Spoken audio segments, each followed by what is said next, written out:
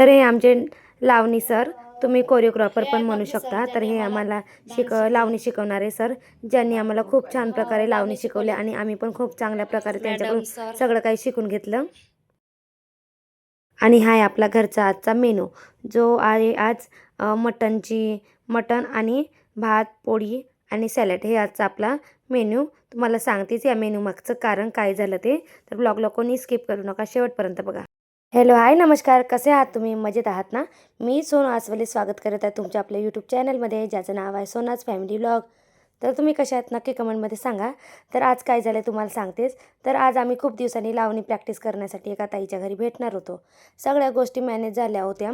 तुम्हाला तर माहीतच आहे मी लावणी शिकत आहे, आम्ही दोघी पण जावा मिळून शिकत आहोत। आणि लावणी करण्यामागचं तुम्हाला कारण पण सांगते। तर आम्ही उत्कृष्ट महिला मंच या कार्यक्रमामध्ये दोघींनी पण भाग घेतला आहे। पहिलं तर आम्ही नाहीच म्हटलो, पण मग 1 महिन्यानंतर मग त्या ताई आम्हाला खूप फोर्स करायला लागल्या की तुम्ही पण यामध्ये भाग घ्या। आणि त्यानंतर आम्ही फायनली म्हटलं की चला, आपल्याला योगायोगाने म्हणा की कसंही म्हणा 4 गोष्टी शिकायला मिळत आहे। आणि ते पण ते सर इथंच येऊन आम्हाला शिकवणार होते। तर म्हटलं ते सर आपल्याला इथपर्यंत येऊन शिकवत आहे आणि आपण आपल्या घरातूनच बाहेर पडलं नाही तर कोणत्याच आपण भविष्यात शिकू शकत नाही। तर याच विचाराने आम्ही दोघींनी पण त्यामध्ये भाग घेतला आणि हळूहळू शिकायला पण लागलो। तर पहिला मला जमतच नव्हतं, खूप ट्राय केलं। त्यानंतर सर पण खूप छान सरांनी पण खूप छान प्रकारे आम्हाला शिकवलं। त्यानंतर आम्ही सगळ्या गोष्टी शिकलो। तुम्हाला तर माहीतच आहे मी खेडेगावात राहते, तर खेडेगावात अशा संधी मिळणं म्हणजे कठीणच आहे। आणि इतकी छान संधी मला मिळाली आणि त्या संधीचं सोनं नाही केलं तर काय फायदा। म्हणूनच आम्ही दोघींनी पण पहिला विचार केला, घरच्यांचा विचार घेतला, त्यांनी हो म्हटलं। त्यानंतर आम्ही दोघींनी पण त्यामध्ये ॲडमिशन केलं। तर पहिलं तर माझ्या जाऊबाई नाहीच म्हणत होत्या, ताई तुम्हीच करा, मी घरचं काम करते अशी म्हणत होती। पण मी म्हटलं चला दोघी पण मिळून करू, तुला जे नाही आलं तरी मी शिकवते आणि मला जे नाही आलं तर ते मी तुला शिकवते, असं आम्ही दोघींनी प्लॅन करून त्यामध्ये ॲडमिशन केलं। आणि सगळ्या गोष्टी आता बरोबर झाल्या आहे आणि आम्ही सगळ्या गोष्टी शिकलो आहे। तर आज आम्हाला जायचं होतं प्रॅक्टिससाठी आणि ही लास्ट प्रॅक्टिस होती। तर आता त्यानंतर सर आम्हाला काही येणार नव्हते, तर आम्ही दोघींनी पण ते प्रॅक्टिसला जायचं ठरवलं। आणि सकाळपासून आम्ही तो प्लॅन पण केला होता आणि वेळेतच बाबाचा फोन आला की आपल्याकडे आज पाहुणे येणार आहे म्हणून। तर म्हटलं आता काय करायचं, पाहुणे मंडळी पण आले आणि आता आपल्याला तिथं जाणं पण गरजेचं आहे। त्यानंतर आम्ही बाबांनी मटण आणून दिल्याबरोबरच आम्ही स्वयंपाकाला स्टार्ट केले। पाहुणे यायच्याच पहिला आम्ही स्वयंपाक चालू करून दिला, कारण आम्हाला पाहुण्यांना पण नाराज करायचं नव्हतं आणि आम्हाला पण जायचं होतं। तर थोडं लेट झालं तरी चालेल म्हटलं, पण जाणं तर आहेच। त्यानंतर आम्ही इथं स्वयंपाक करणं चालू करून दिलं। तर जाऊबाईने मटण बनवलंच। त्यानंतर मी पण चपात्या बनवायला घेतल्या, कारण ते पाहुणे 2-3 जण होते तर थोडं वेळच लागणार होता। तर आम्ही दोघींनी तर मिळून दोघींनी पण एकमेकीला कोऑर्डिनेट करून सगळे कामं व्यवस्थित केले। तर तुम्ही बघू शकता इथं माझे किती हात स्पीडली चालत आहे, कारण मला सगळं माझं लक्ष तिकडेच आहे, कारण मला आज आमचा लास्टचा दिवस असल्यामुळे आम्ही सगळ्याजणी मैत्रिणी भेटणार आहोत। तर त्याच्यामुळे मला जायचं आणि हो, तिथं आम्हाला आज ज्वेलरी पण भेटणार होती, कारण पातळ पण भेटलं आहे। आणि तुम्हाला ती ज्वेलरी आणि पातळ पूर्णपणे पाहायचं असेल आणि मला त्या पूर्ण लुकमध्ये पाहायचं असेल तर नक्की कमेंट करून सांगा। तुमच्यासाठी मी नक्की ते पातळ आणि ज्वेलरीचा लुक करून दाखवेल, तर तुम्ही तशा कमेंट नक्की करत चला। तर तुमच्या कमेंट आल्या तर नक्की मी ते मला कोणत्या कलरचं पातळ दिलं आणि कोणती ज्वेलरी त्या उत्कृष्ट महिला मंडळाकडून मला मिळाल्या ते तुम्हाला नक्की शो करेल। त्यानंतर मी इथं घेतलं आहे चपात्या बनवायला। तुम्हाला माहीतच आहे लावणी ही आपल्या महाराष्ट्राचं एक लोकनृत्य आहे आणि लावणी जिवंत ठेवण्यासाठी हा कार्यक्रम घेण्यात आला आहे।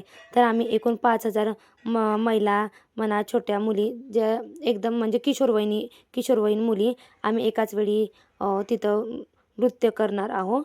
आणि वर्ल्ड रेकॉर्ड पण बनणार आहे, ते तुम्हाला समोर मी दाखवेलच, कारण मी आता यूट्यूबवर सगळं अपलोड करत असल्यामुळे ते तुम्हाला तर नक्कीच दाखवेल। तर म्हणून तुम्ही नेहमी ब्लॉग बघत जा, म्हणजे तुमच्या एकही पण गोष्ट त्यातून स्किप होणार नाही।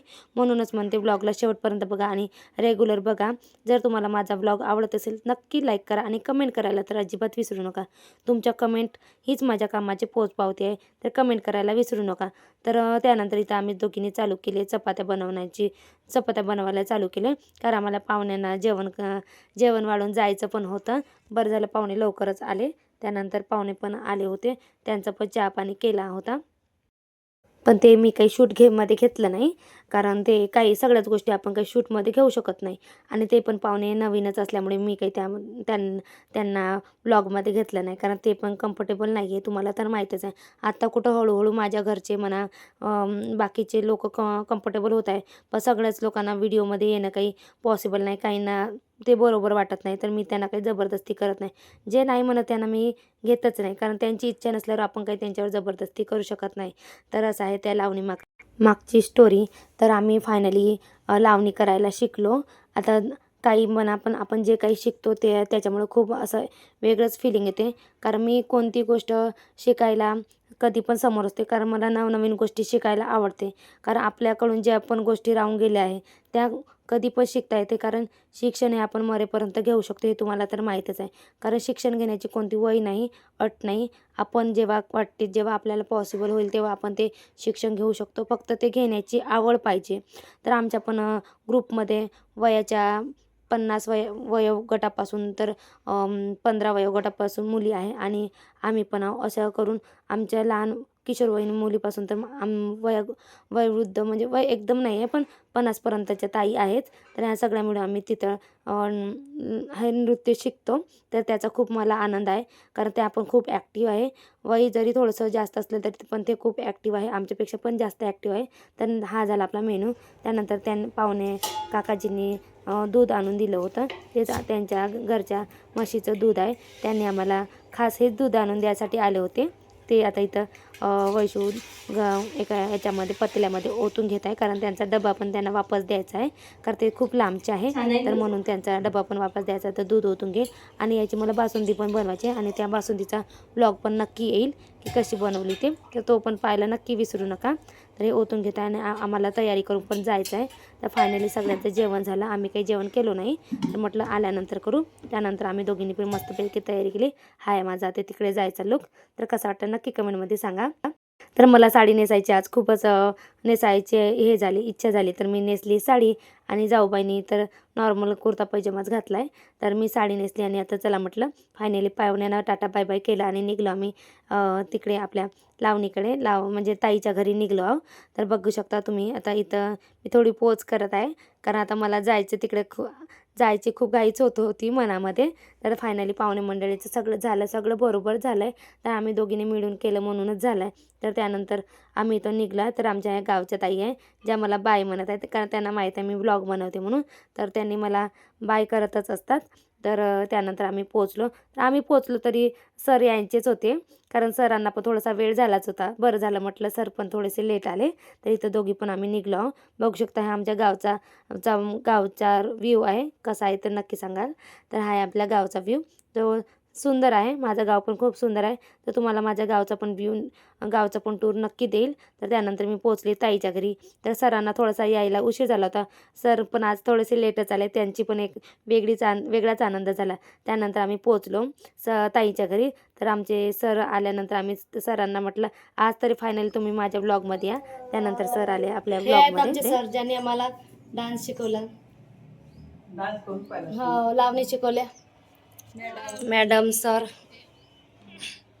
आणि आम्ही आमच्या ग्रुप वनसाडी ग्रुप. हो छान दिसत आहे आज इथं, क्लिअरिटी छान आहे. त्यानंतर आम्हाला दिले ज्वेलरी. त्या पातळवर ज्वेलरी पण त्यांनीच दिली. तर ही आहे माझी ज्वेलरी. तर तुम्हाला पाहिजे असेल तर नक्की कमेंटमध्ये सांगा, मी तुम्हाला पूर्ण लुक करून दाखवेलच. तर ही आहे ज्वेलरी.